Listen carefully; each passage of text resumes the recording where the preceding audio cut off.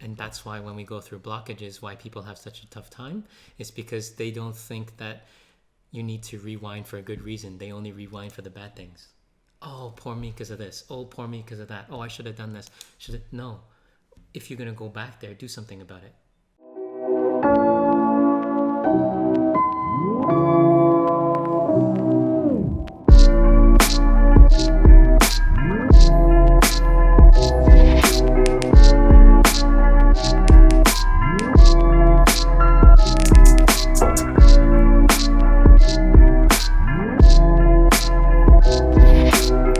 Hi, welcome to another episode of the Human Blueprint. Welcome. Thank you. Herman, I got a question for you. We all have questions. I know, but this is one of those questions that has been bugging me for a while. Okay. So, when somebody discovers what they need to do to make changes in life, what stops them from actually doing that? That's such a simple answer, but everyone makes everything complicated. So instead of just talking about it in theory, why don't we do it in terms of practicality? Oh, no, not again. Okay. So I want you to write your name in Chinese. Okay.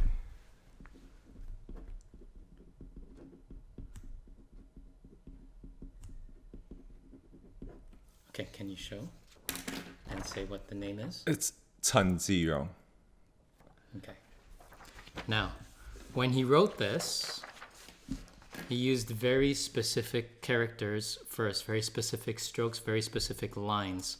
Now, try to write this same thing, but I'm going to get in your way. Okay. See? Can you do it? This is okay. I get. Can the you do message. that? No, I can't. You can't write it when something's in your way. So what we're trying to get at is, in Chinese, when we write very specific characters, they have to go in the exact sequence for how energy moves and how it flows. When we go against the natural order of how the world works and how energy around us works in the environment, when we go against that, then basically it becomes harder and harder and harder, more difficult to get back to the original, which is the pureness of what you wrote at the beginning. Okay, but why would someone choose to go against it though? Because they think they know a shortcut. They think they have a hack to do it better. They think maybe there's some form of automation that they can do it without you looking. So it's all these different things as opposed to understanding there's a natural order for things to be. You can't just look at outside and say, you know what, let it be winter. You know what, let it be spring. Everything has a process and its order. And when we go against that process and order with our surroundings and our environment, which is what you just demonstrated, when nothing was hindering you, you can write your name unhindered. Perfect. What happens when something kept getting in your way? It's made it really difficult. Did you not get irritated? Yes. Right? It's kind of annoying. And so now, write the character for man, and we'll show. Okay, a little bigger. Yes, there we go. So this is the character for man, right? Right below this one. Yan. Yeah. Okay. Now, show it one stroke at a time. Okay. So that's the first stroke. Now show the second stroke. Okay. Now that's the second stroke. Now, in Chinese, most people don't understand this.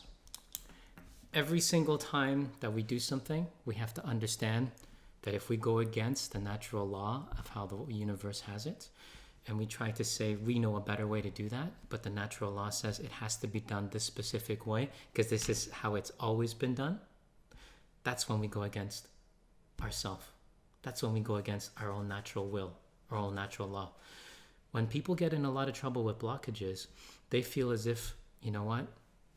I don't need to do this anymore. I'll get someone else to do it. Or you know what? I found a faster way to do it. And when we address blockages, we have to be very careful to understand we're not messing with the natural order of things. Because once we mess with the natural order of things, then now what happens when you want to do yan with this stroke first? You're going backwards now. But let's say because they're right-handed, maybe it's easier. So is it more of a convenience where people choose? Okay, I'm just going to speak for myself. Yes. So for me, I know I was really infatuated with the convenience of things, like hacks. Yeah. Hacks sound really, really good. Yes. And I tried a lot of hacks, Yes. but it always led me back to the same spot. But it gave you almost enough sweets, enough rewards. I get that. And then, but in the end, you sort of... Does it last? For that amount of time. But it's I think for me, it was, there were so many hacks. There were so many tricks. There were so many options. And I think that's where I got into this rut. So what happens is when we write Chinese, it's always from top to bottom, left to right. But a lot of people feel, let's say they're left-handed, top to bottom, that doesn't go good because if this is in the way, then maybe it gets messy. Or top to bottom, that doesn't go because I find it's easier to make this stroke first. We go against the natural law as when we walk out that door, when we look outside. Nature has its own natural law. When we have a lot of these blockages, so many people feel they know better than the natural law. They feel they know better than what's always worked in the world. When they are creating certain things that interfere with nature, let's say they want to now do stem cell, now they want to do hybrids, now they want to go into all these different things, and you have to be very cautious because as soon as you start to mess with the natural law and order of how things work, that's when nature itself lashes back. That's when nature itself has a so-called, how do we say, outlier. It will just, that one piece thing that was messed with has to be repaid or it has to come back to normal. Okay. Well, how does one, say for me, because I've learned these things through school, parents, friends, etc. How would I have known what was natural law? So a lot of us know what it is. So let's do another exercise. Yes. Turn the paper. Okay. Now, no, I didn't say hold the pen yet. I said turn the paper. Okay. Now, when you look at that piece of paper, like everyone else is looking, it's blank, right? Mm-hmm. I want you to close your eyes. Now you can find the pen. Okay.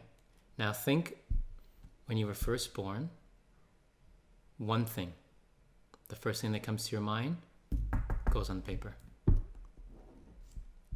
Think 5 years old. First thing that comes to mind goes on paper.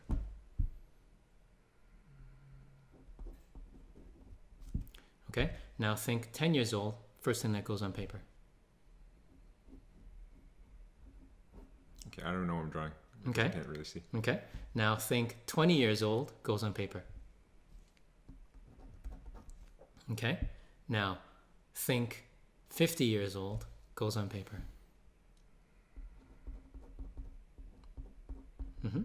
Now say 100 years old goes on paper. Okay. Now think 200 years old goes on paper. Okay. Now that's good. I'm not going to let you watch it. Now, why do you think I asked you to do that? So that everyone maybe... Well, logically it was... Because we did an episode last time where when you did that, I didn't get a chance to really think too much. It was just more of the subconscious. Mm-hmm. So that's whatever comes out, comes out. Mm-hmm. And when I close my eyes, obviously you can't really see anything. So you're just focused on... So have you been prepped or have we ever done anything? No. Okay. Just like last time. So if we go through this, are you okay? Well, yeah. Okay. I don't have much of a choice. But... So you're on the spot. So I want you to take a look at that. And then I want you to put down the age that you think that you drew it at.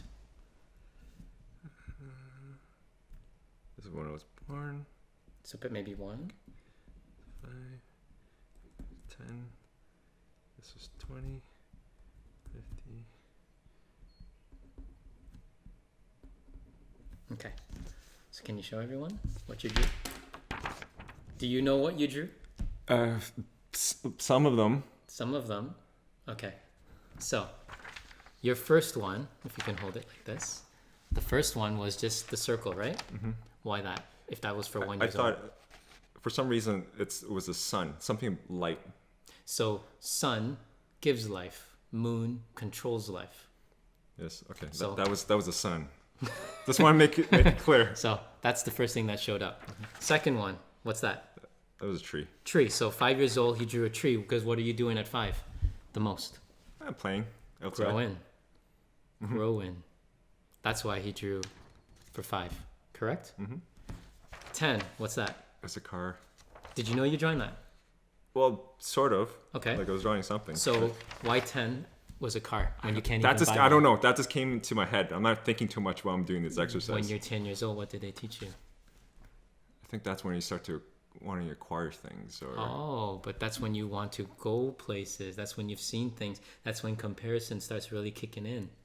I think during that age, I think that's when we start to learn about brands, like what other kids had. That And you it's like, didn't. I didn't. It's like, oh, there's a toy, and I want that toy, and they had these things.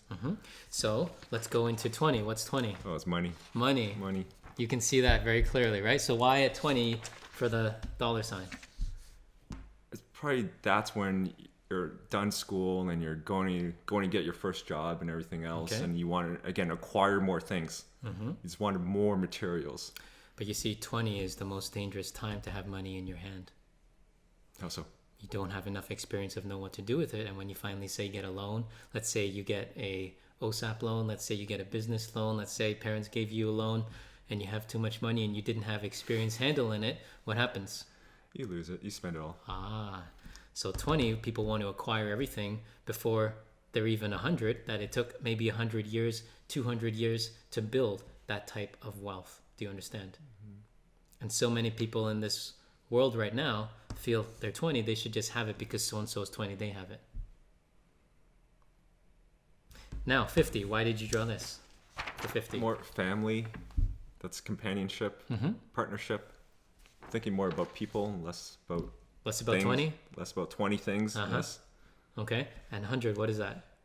I'm just thinking about the sky and clouds. Okay, so let's say this is the sky and the clouds. Why?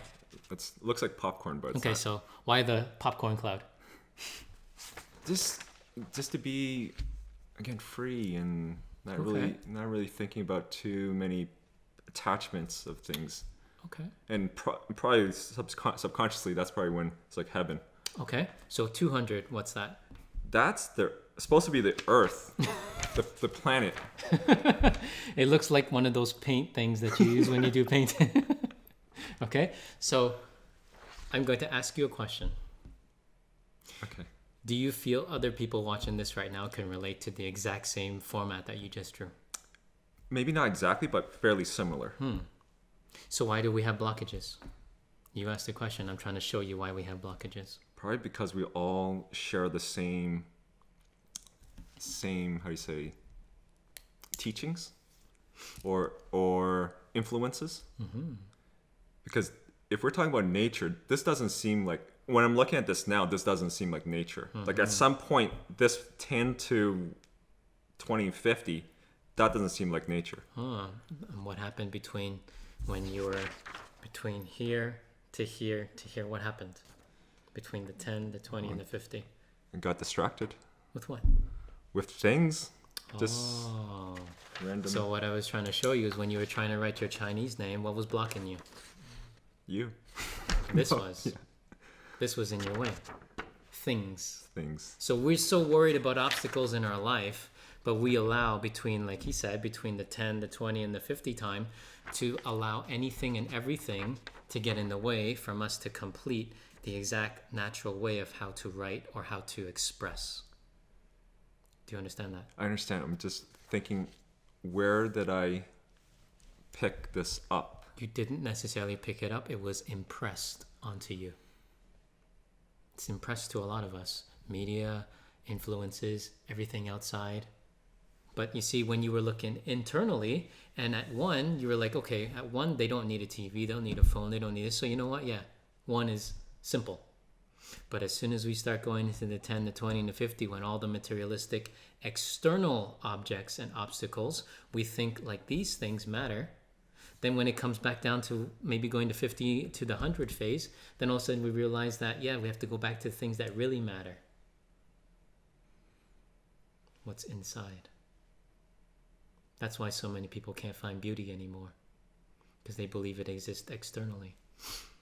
Beauty only ever existed internally, and then it was expressed external. And that's also, it's like when people are young, they look good. But if you base a relationship of just how that person looks at that moment, what's going to happen when you get older? When 50, 70. You're not going. I know I'm not going to look exactly. I know I don't look exactly the same like 10 years ago.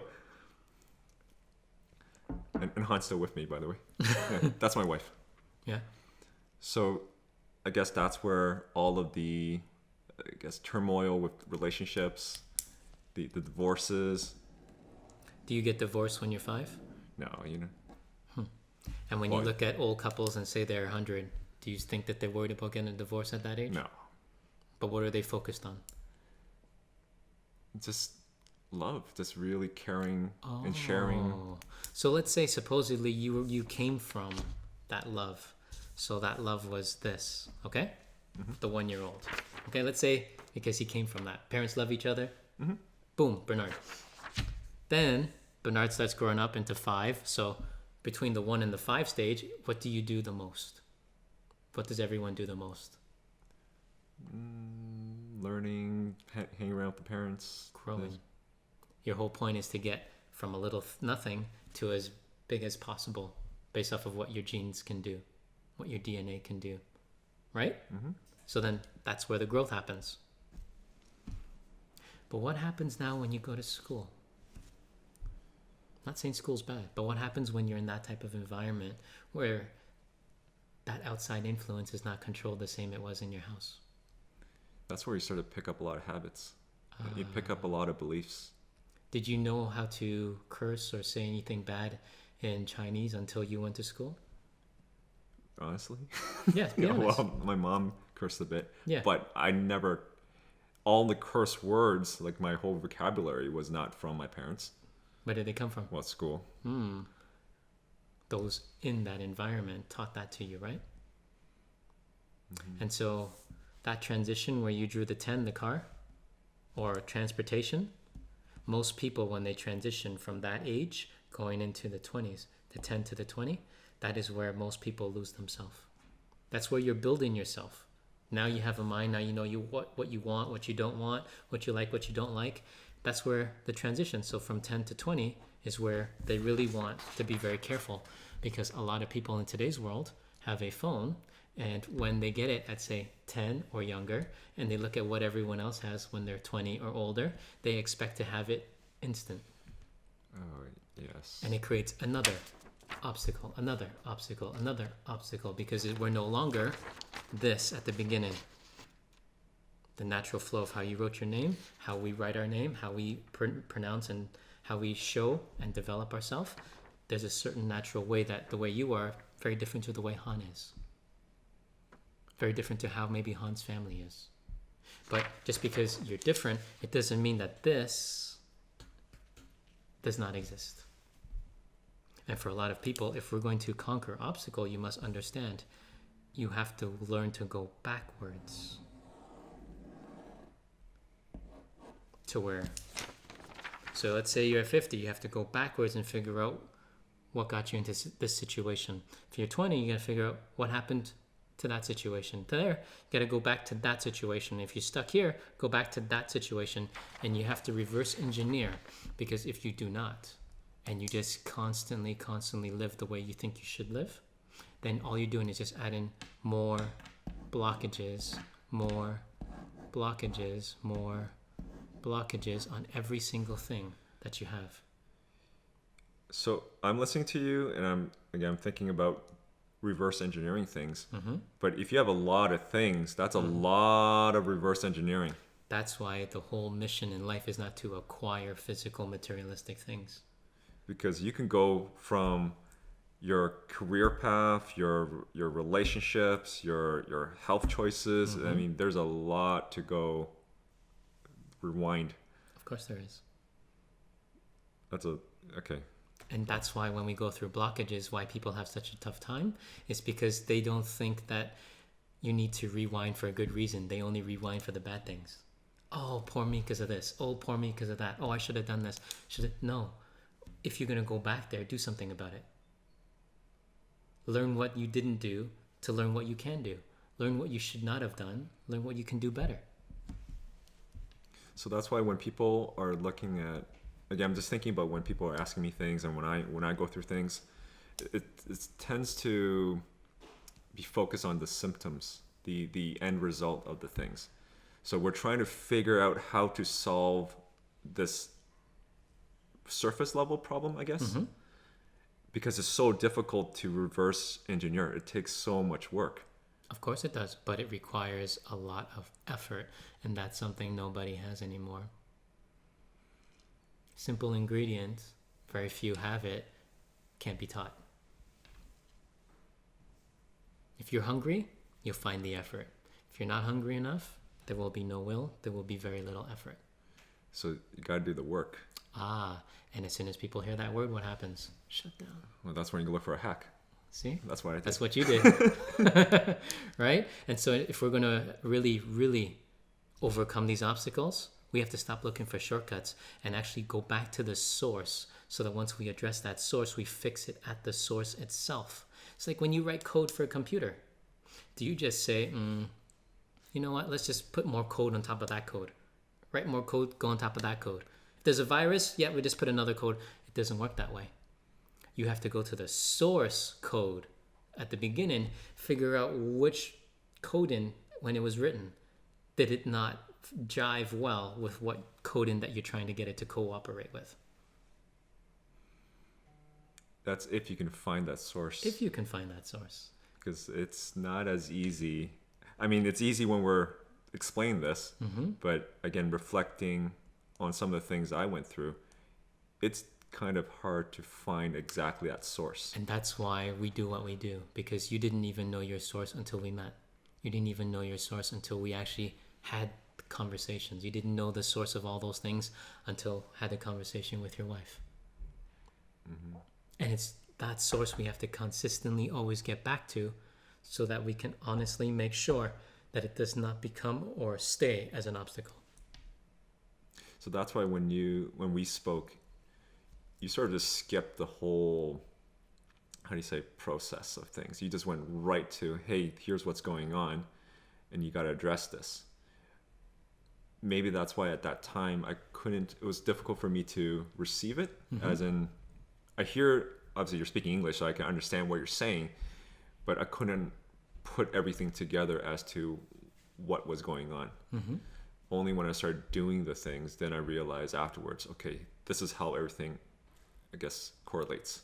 And for each person, everybody's obstacles are a little different. So even though, let's say most people go through this, but let's say when they're 5, maybe they learned a lot more fear. Maybe they learned a lot more shame. Maybe they learned a lot more anger than maybe the average person.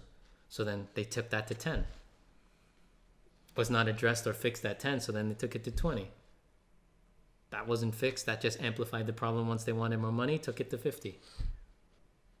And so we have to be cautious that if we're going to go through obstacles together, we have to make sure that we have someone that can identify them if we can't do it ourselves, and we're strong enough that we work together as a team to do it together. Because a lot of people, where they go wrong, they feel they do it by themselves. They try it once, didn't work, they never do it again. I was there.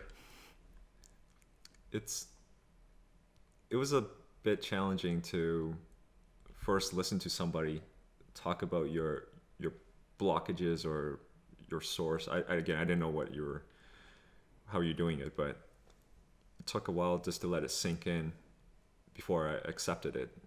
Then finally, once I accepted it, it's like, okay, let me just go test this thing out. It's not that easy. Nothing in life worth having is. But the work, but your instructions are easy. They have to be.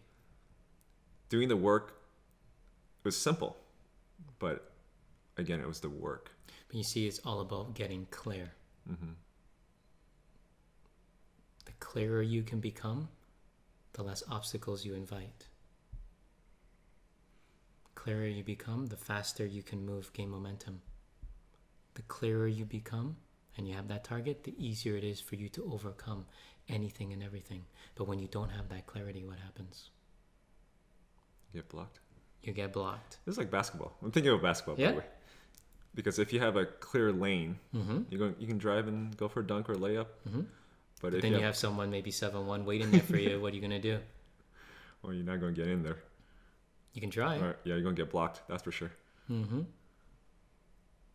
So that's why you have to make sure that when you're facing that huge obstacle, whether it's that 7-1 center that's waiting for you at the rim, that you have to become creative enough to take that obstacle out of the play. And so, as a basketball analogy, when someone drives, it's all whoever has the ball. Let's say this is the ball. Whoever has the ball has the attention. So everybody's looking at this, but you're not seeing the person over here setting the screen for the greatest shooter to get open, so that once this person gets doubled or once this person gets cut off, then they swing it as quickly as possible to put it in the hands to take everybody out of the play and put this person in the best position to score. Did they just stand there and say, oh my goodness, look at this obstacle. What are we going to do with that? You know, we need to debate that. Let's see how we can hack that. You know what? We need pie charts. Is that going to work? Is that going to work? Or is it going to say, you know what? That's an obstacle. We're a team. Let's figure it out. And sometimes you don't see the obstacle until you run into it. And that's okay. That's life. But you have to learn to get up every single time. Because if you don't get up, then you'll never walk. And you never walk, you'll never run. Never run, you won't have any momentum. Don't have momentum, then the value that you bring to this world will be diminished. Okay. So reverse engineer. Get back to the source of where that issue was, which is what we did. We identified it right away, got right to it. Solutions in place. Once you accepted those solutions, instant. What happened? Results. Yep. Right? You didn't sit there and say, you know what, Herman, I like this part, but this part I have a problem with. I need to see a graph. I need to see 10 people that did exactly what you said. Then I need to make sure that we do split test. Then we have to do a double blind study. And then from the double blind study, we have to make sure that it's even right for me. That was more work than actually doing the work. You see, you went all the way around as opposed to the source. You have to always go to the source of it. That's why when people use the word, go to the root of the problem, that's not the source. The root had to germinate first. You want to go to the seed, the source itself. Because the source itself, that's where everything happens. Once you figure out that source, address that source, fix it at the source, then we can start growing much better, cleaner, clearer. It was easier afterwards. It usually is, but you have to make sure that you never lose one of your greatest qualities, and that's your effort, because that's something you can't teach. It's either you have it, you have the motor, you don't have the motor. You can't pick up effort. Depends on your circumstance. Always find people who had less tend to have more effort for some reason. Yeah, because they don't have that entitlement. Nothing was given to them easy. So they're hungrier. They have a stronger will. That's why a lot of immigrants have that stronger will. They'll do jobs that ordinary people in the Western world would never do. And so that's why you have to make sure that that effort is not even in question. That effort must always be there no matter what happens in life. Because without that effort, then you won't have anything to fuel the change. And if you don't have any change, then you'll be stuck. And then more obstacles just compound you. And now with technology, you have more shortcuts. Not saying it's all bad. Like some of them are actually to make your life better. But don't take it for granted that you think everything should be by a push of a button.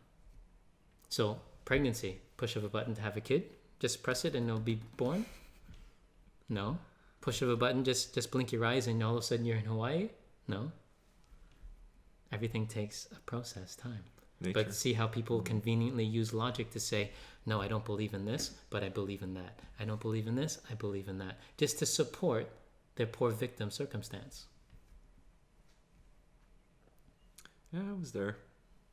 Most people are. And you have to make sure you get rid of those excuses, get clear, make sure the effort's never in question, use that to fuel everything that you want so nothing can ever block you again. Is that clear? Very clear. Right? And now, again, I'm just reflecting on what you told me when we first met. Now take your time and rewrite your name properly. No shorthand.